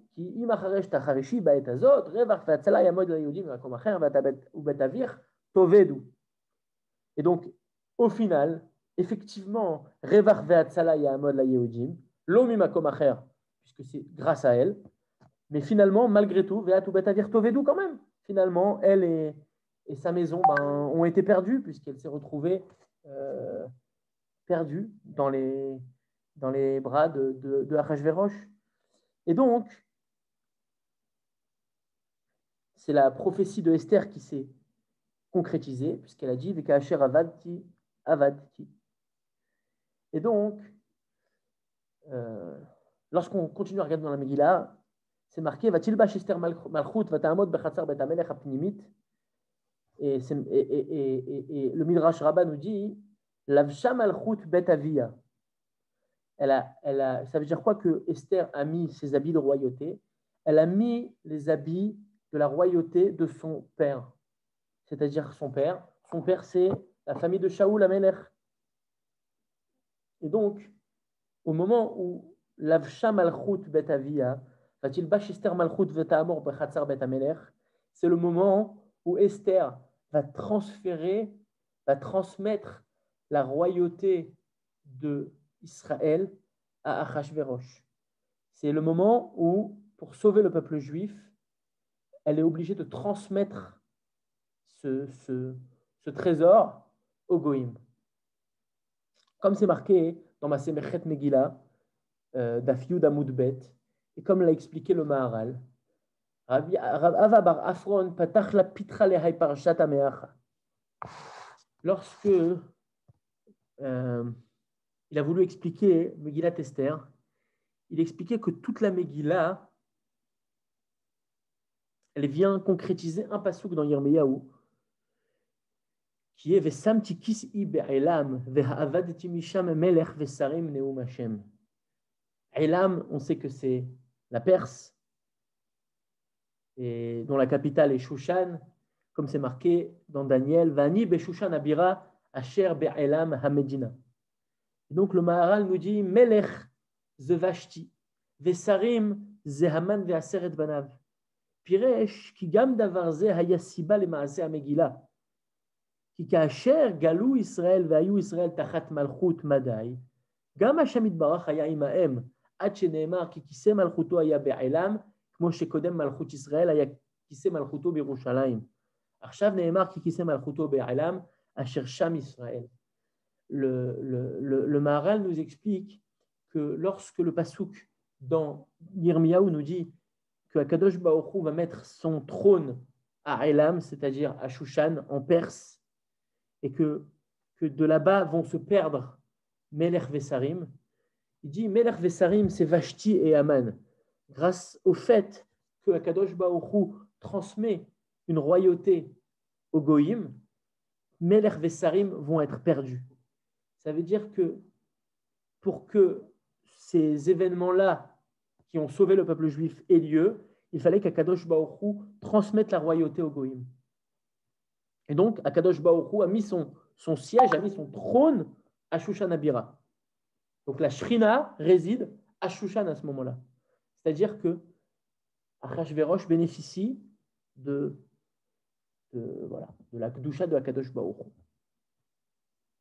Ça veut dire quoi ça? Chazal nous disent que tout endroit où dans la Megillah c'est marqué Hamelech Achashverosh, c'est le Melech Achashverosh. Et tout endroit où c'est marqué Hamelech, la Kavana c'est Akadosh Baruch Hu. Ce n'est pas du tout clair dans le pshat. Simplement, ce qu'on veut dire, c'est que Akadosh Baruch Hu règne à partir de là, à travers le Melech Achashverosh. Lorsque Achashverosh est appelé Hamelech tout court dans la Megillah, ça veut dire que Achashverosh agit sous l'influence et sous la Gdusha d'Akadosh Baruch Hu. Alors le Maharal nous pose la question. On a dit qu'il y a 4 royautés. Babel, Paras, Yavan, Veroma. Et donc, c'est les 4 galouillotes que vont connaître les Bnei Israël.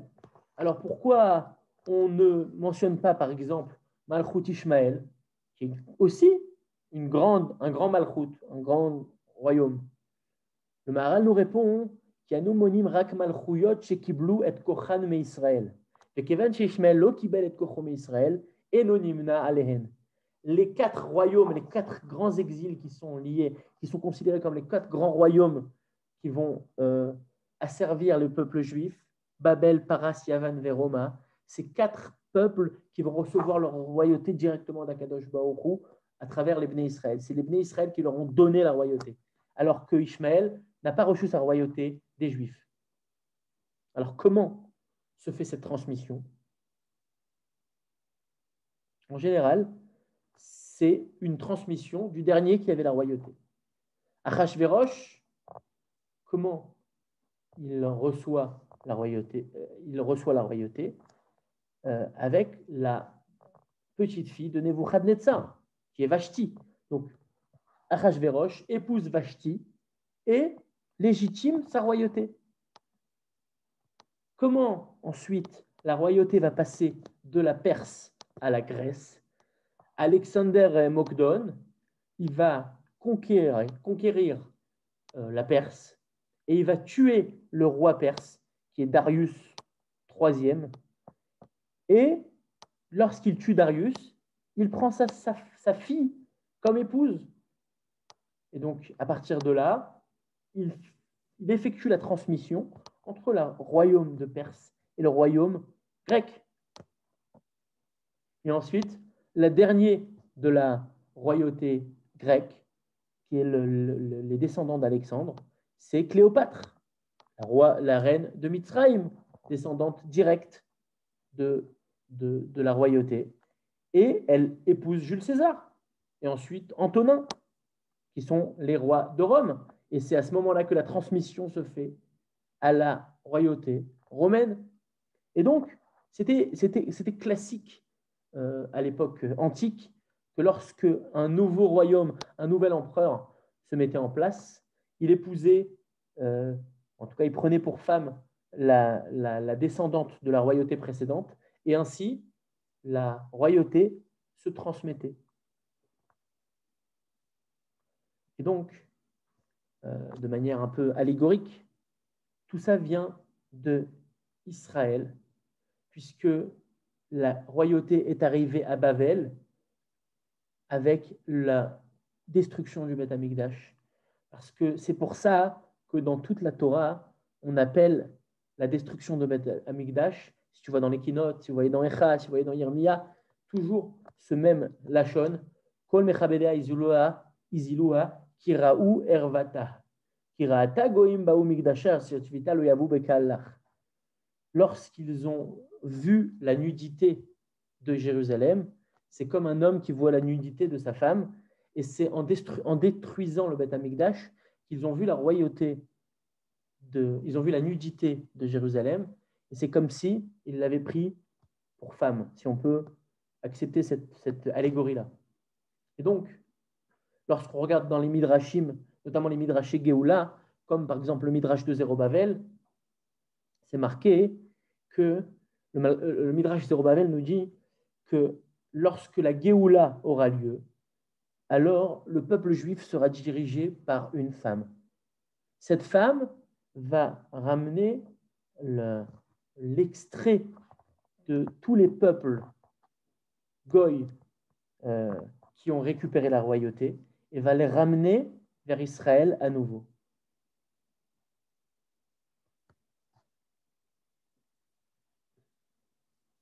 Ça veut dire que si on veut essayer de comprendre de manière un peu pragmatique le Midrash de Zérobavel, je pense que c'est plus compliqué ça, mais disons que le peuple juif devrait être dirigé par une femme qui serait par exemple née en Russie, a grandi aux États-Unis, elle a vécu je ne sais pas où en Europe, etc.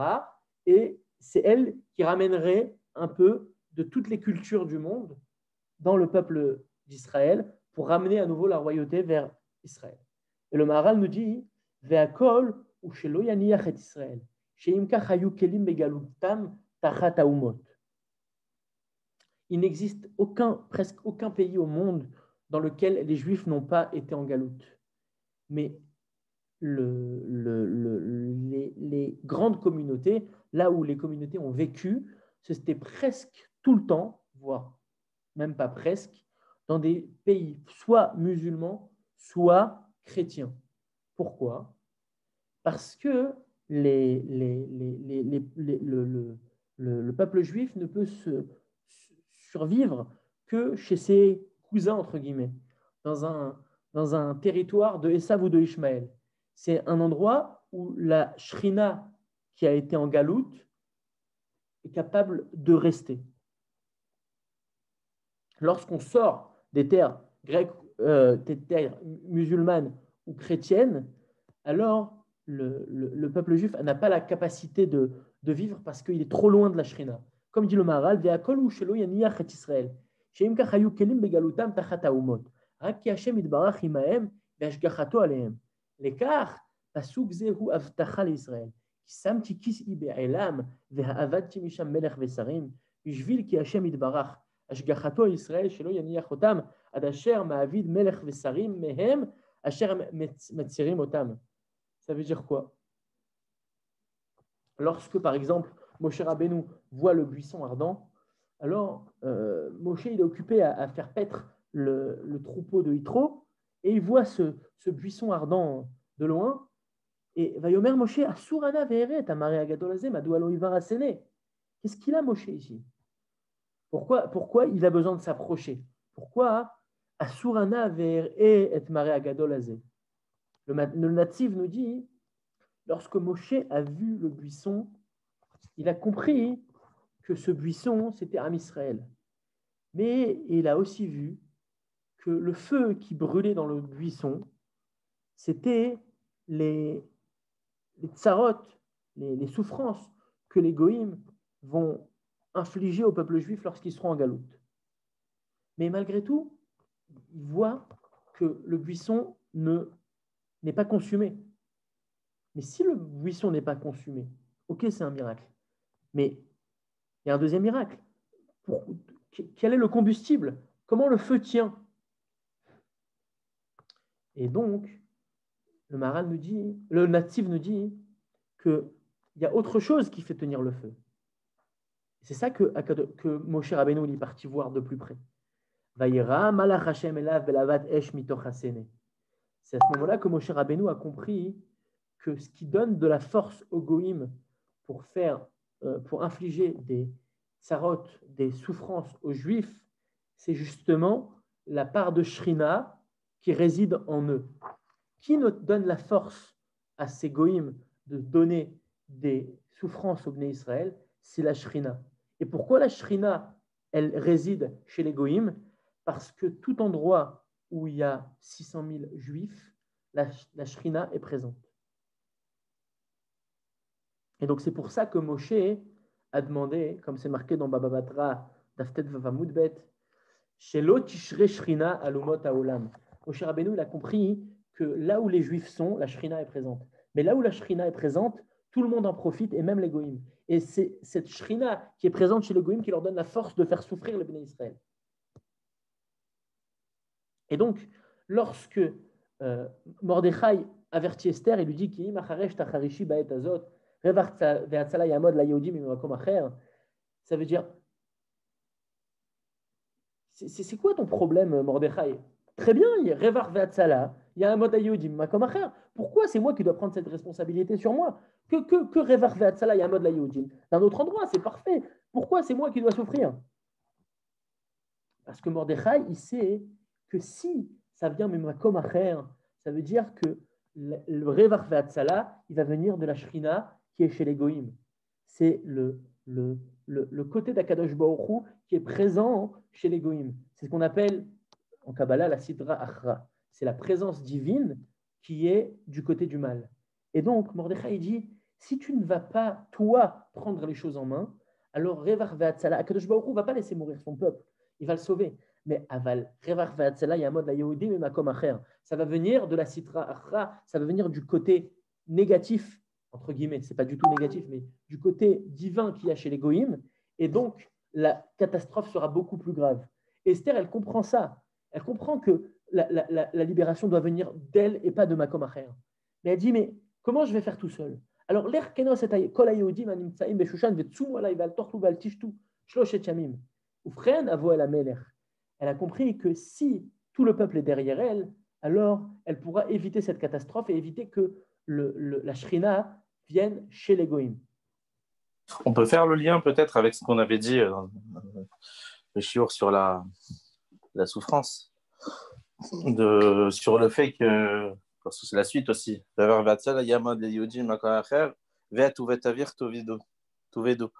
que si ça vient d'un autre endroit, toi t'es fichu. Toi et la maison de tes pères, t'es fichu. Faire le lien un peu avec peut-être ce qu'on avait dit par rapport à la Shoah, quoi, que Purim, c'est une Shoah qui est entre guillemets échouée, parce qu'on avait réussi à couper le mal à sa racine, quoi, à empêcher le fameux cycle d'arrivée, et que là, et que justement, et que du coup, c'est entre guillemets ce qui s'est passé, c'est qu'on a loupé peut-être le coche, et que le Revar fait la Tzala, elles sont arrivées par d'autres, par les États-Unis, quoi. Et à Touvet Tavir Tovedou, on a douillé notre race, quoi. Est-ce qu'on pourrait dire un peu ça?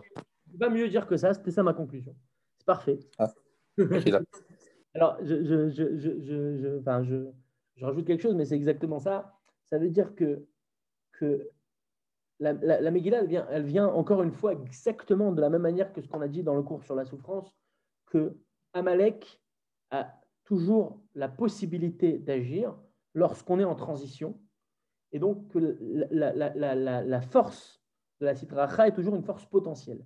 Le potentiel se transforme en cinétique, en efficace, uniquement lorsqu'on est en transition, lorsque les Bnei Israël sont entre deux mondes, lorsqu'ils sont entre deux galouillotes, lorsqu'ils sont dans le désert entre l'Ayetziat Mitzrayim et l'entrée en Eretz Israël, lorsque la Géoula, Be'ezrat Hashem, elle a commencé en Eretz Israël, mais que le peuple n'est pas encore arrivé. Donc, c'est à ce moment-là que Amalek, il a la possibilité d'agir. Et c'est pour ça que dans la paracha de la semaine, on dit Zachor et Asher Asalech. Ce n'est pas dans la paracha de la semaine, mais on a dit presque la même chose dans la paracha de Béchalar qui vient de passer. De se rappeler de ce que nous a fait Amalek. Ça veut dire quoi, se rappeler de ce que nous a fait Amalek? Ça veut dire de se rappeler que lorsqu'on est en phase de transition, on est sensible, on est en difficulté, on est en danger finalement de l'intervention d'Amalek. Pourquoi? Parce qu'Amalek justement profite de la présence de la Shrina parmi nous pour en puiser la force de nous faire souffrir. Et donc, le retour vers Yerushalayim, la Géoula qui est en cours, c'est quelque chose qu'on ne peut pas arrêter, qu'Akadosh Baruch Hu l'a promis, et qu'il est en route et qu'on ne peut pas stopper, mais au même titre, de la même manière que c'est une force puissante qu'on ne peut pas stopper, alors le mauvais côté a la capacité aussi d'utiliser cette force et de faire des choses qu'on ne peut pas stopper, des catastrophes qu'on ne peut pas stopper. Et donc, c'est pour ça qu'il y a eu un besoin que Esther intervienne. C'est pour ça qu'il y a un moment où on a besoin d'avoir quelqu'un qui vient de l'autre côté pour matérialiser cette transmission, mais surtout empêcher la catastrophe. On conclut par ce qui est marqué dans un livre qui s'appelle Pirkei Moadot, pour ceux qui connaissent, du Rav Breuer. Il dit, je vous lis les mots, c'est très facile à comprendre, mais je vais traduire. Sipur HaMegillah Mesuda Hetev. L'histoire de la Megillah est parfaitement organisée. Akadosh Baruch Hu da'ag chez Mordechai yeshev beshar HaMelech. Akadosh Baruch Hu a organisé que Mordechai soit assis beshar HaMelech, à la porte du roi. Ou Sider chez Esther Chilakar Kemalka. Il a organisé que Esther soit prise comme reine. Chez Mordechai, Aïcha Nachon, Makom Anachon, Mordechai soit pile l'homme qu'il faut à l'endroit qu'il faut. Kedele Galot et Mezimat Bigdan Vateresh, pour découvrir le complot de Bigdan et Teresh. Et chez Peroulato Tirachem Besefer Divra Yamim Lemeler. Et donc que son action soit notée dans le livre des chroniques du roi. Kmoken da Akadosh Baruch Hu Shamelech Ishkar Zot. Et Akadosh Baruch Hu l'a organisé que Achashverosh il oublie ça. Car Shaïdia Chikanes Vitit Galeb Bezman Raoui, pour que ça soit révélé pile au bon moment, lorsque Aman va venir pour demander à pendre Mordechai. Akolaya mituzman hetev milevad ta'ut achat. Tout était organisé à part un problème, une erreur, si on peut dire. Shamelech lo karal Esther shloshim yom. Pourquoi le roi n'a pas appelé Esther pendant 30 jours? Lichora, elle n'a pas fait mistader. Kavichol Akadosh Baruch Hu shachach ba parat rashuv. Pourquoi Akadosh Baruch Hu a organisé que Esther ne soit pas appelée pendant 30 jours? Pourquoi il a fait ça? Alors,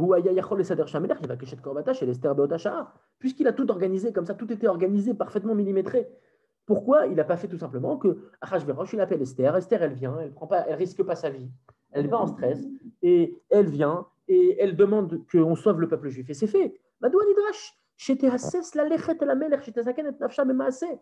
Et là, chez Zéou, kanire echad haïsodot chez la Géoula. C'est ça le secret de la Géoula. Akadosh Baruch Hu mesader et akol milevad davar echad. Akadosh Baruch Hu toujours organise tout dans les moindres détails, sauf une chose. Messirut hanefesh el hanigal. La mise en danger de la vie de celui qui va être libéré. תמיד נדרשת החלטה של מסירות נפש, כדי שכל המערכות שהונחו על ידי הבורא תפעלנה בגאולת ישראל. לכן אומרת אסתר, לך כנוס את כל היהודים לפני שמישהו אחר יכנוס אותנו בעל כורחנו בדרך הקשה, אחדות האומה, איש מצילה ומושיע. Voilà comment on va conclure. Akadosh Baruch Hu, il organise toujours la Géoula du début à la fin, de la première à la dernière seconde, dans tous les détails, mais il laisse toujours un point entre nos mains, c'est la Messirut Nefesh. Et c'est en faisant cette Messirut Nefesh que la Géoula arrive. Et Esther a très bien compris ça. Elle a compris qu'elle devait mettre en danger sa vie à ce moment-là. Et c'est pour ça qu'elle a voulu impliquer l'ensemble du peuple juif dans ce grand processus de Géoula. Et c'est comme ça qu'elle a réussi à libérer le peuple d'Israël. Voilà pour moi. Hazak ou Baruch? Il y a des questions? Hazak. Non, il y a plein de questions. Moi, je vous écoute. Si vous avez des questions.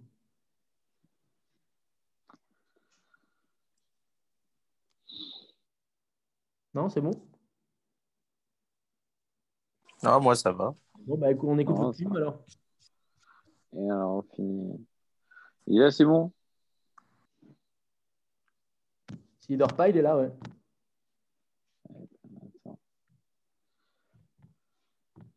Attends, oui.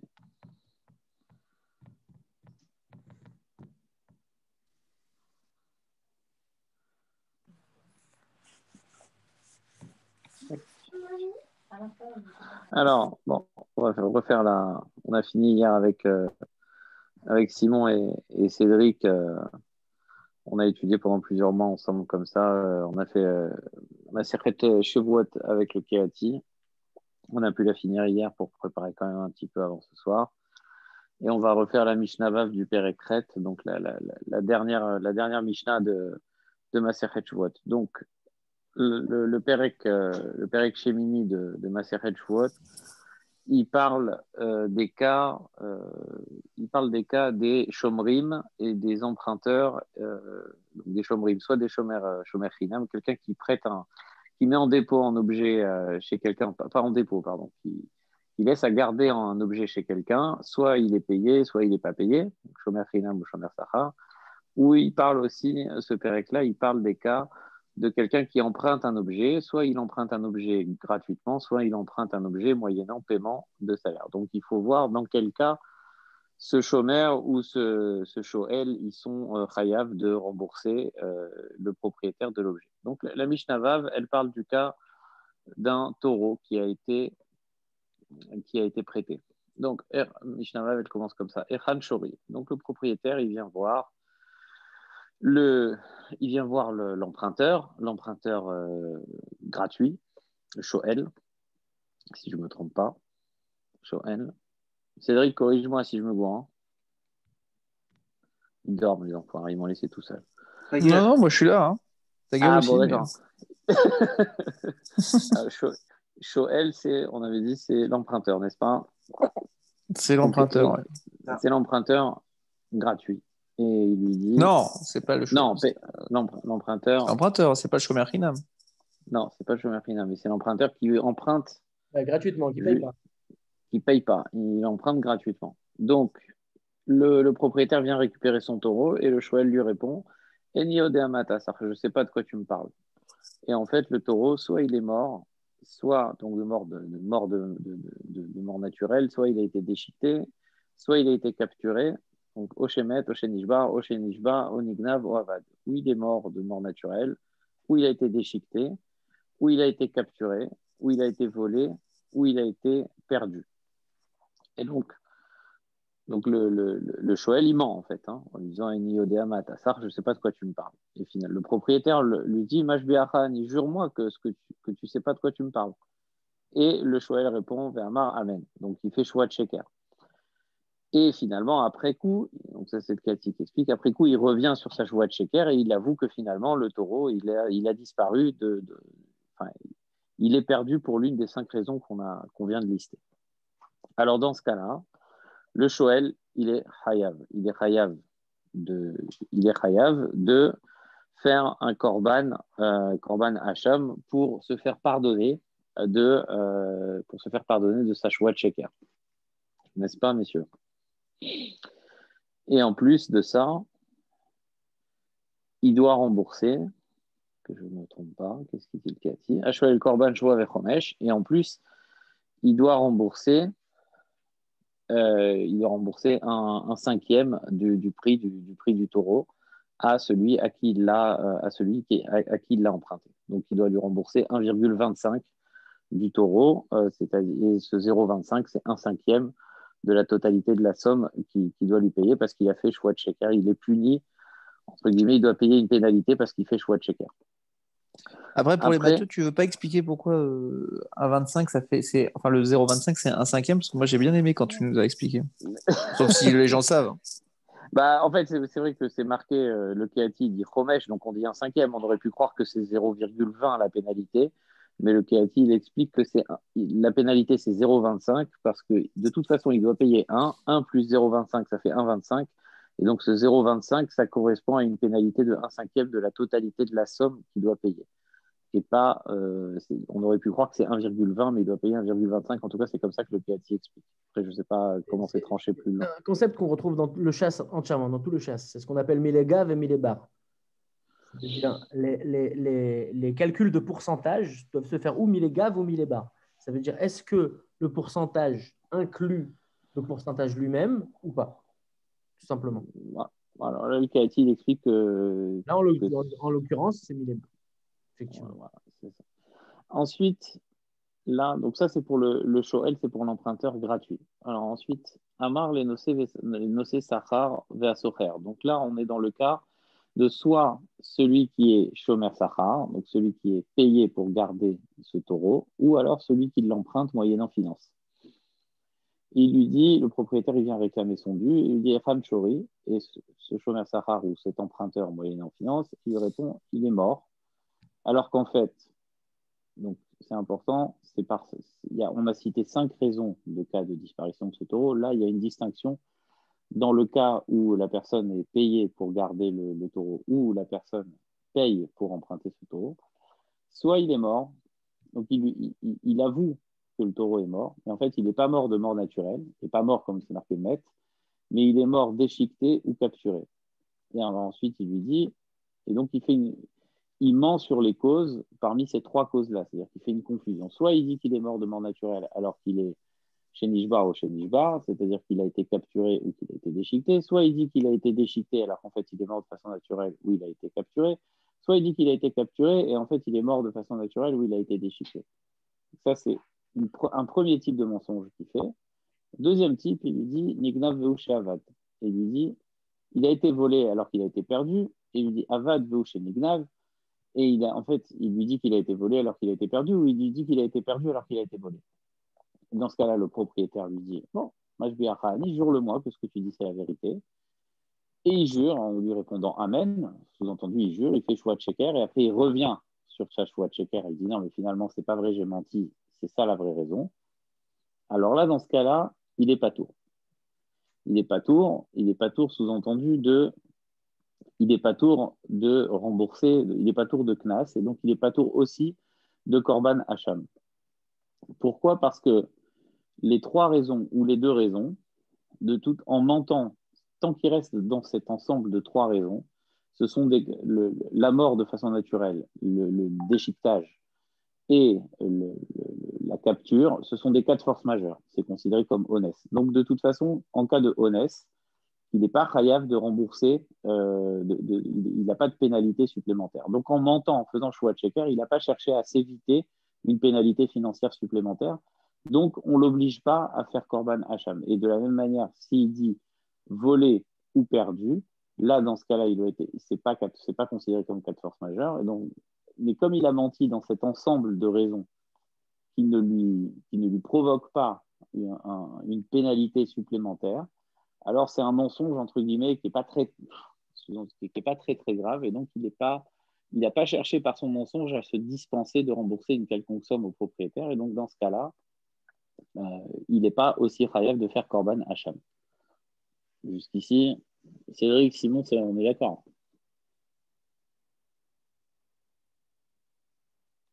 Ouais. Alors, ouais, aussi. Très bien. Alors, on continue la Mishnah. Et ta gueule, Cédric. Et on continue la Mishnah. Là, par contre, je répondrai pas. Là, par contre, il ment, c'est-à-dire qu'en fait, il dit soit qu'il est mort de façon naturelle, soit qu'il a été déchiqueté, soit qu'il a été capturé, alors qu'en fait, il a été volé ou perdu. Et donc, c'est-à-dire qu'en fait, par son mensonge, il utilise une cause qui le dispense d'une pénalité parce qu'il il dit qu'en fait, le taureau est mort pour une raison de force majeure, alors qu'en fait, il est mort en ayant été perdu ou volé. Donc là, il aurait été chayav d'une pénalité. Et comme il utilise cette raison-là, dans ce cas-là, il est chayav. Alors, il est chayav de quoi? Il est chayav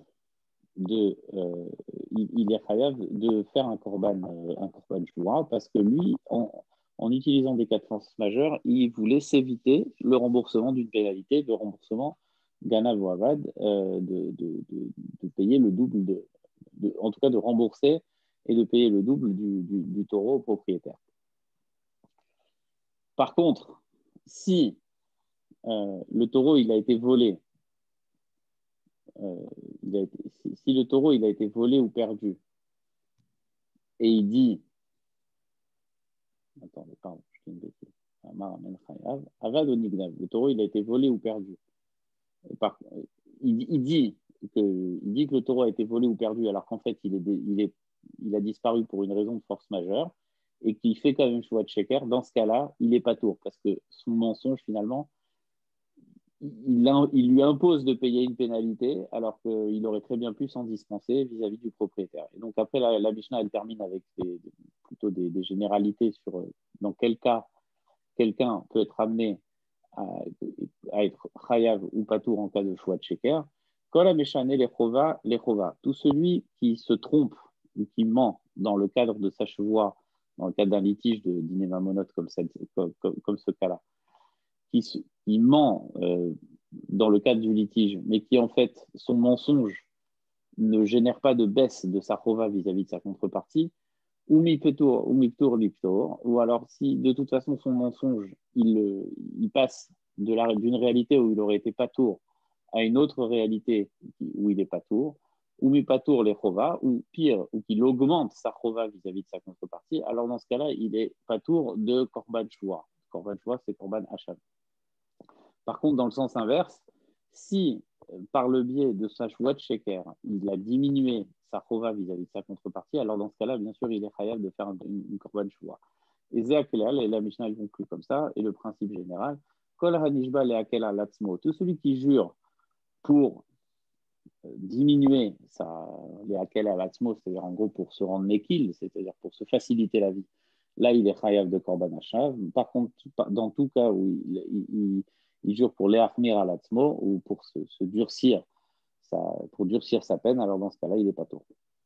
Voilà, on a terminé Maserhet Shavuot et on enchaînera sur Maserhet Orayot, je pense, avec Cédric et Simon. Chazak Baruch, messieurs, merci beaucoup pour votre temps et Tisco la mitzvot. Chazak Anat et Chazak à toi, Benjamin. Ouais, on a fait une belle mitzvah avec Simon et Cédric, c'est très agréable. Et combien de temps vous avez mis? Combien de temps 2 ans. C'est pareil, ça fait pas 2 ans qu'on se connaît. C'est pas possible. Donc, combien de temps on a mis? Je sais pas, 6 mois. Ah, c'est bien. Parce que Maserhet Orayot, ça fait depuis 4 ans que je suis dessus. Oh, mais toi, tu fais la Gemara, nous, on fait Mishnah. Hein. Oui. Nous, on est des amateurs, on n'est pas des professionnels. Oui, mais quand même, c'est pas facile. Ouais, après, je sais pas en Mishnah, mais en Gemara. Au Rayot, on avait vu quoi? Il y en a 20 Mishnayot? Rayot, ouais, c'est une vingtaine. C'est trois prakim. C'est 20 en Mishnayot. Gemara, c'est la macérette la plus courte de tout le chasse. C'est 13 d'Api, Michael. Après, moi, j'ai jamais fait.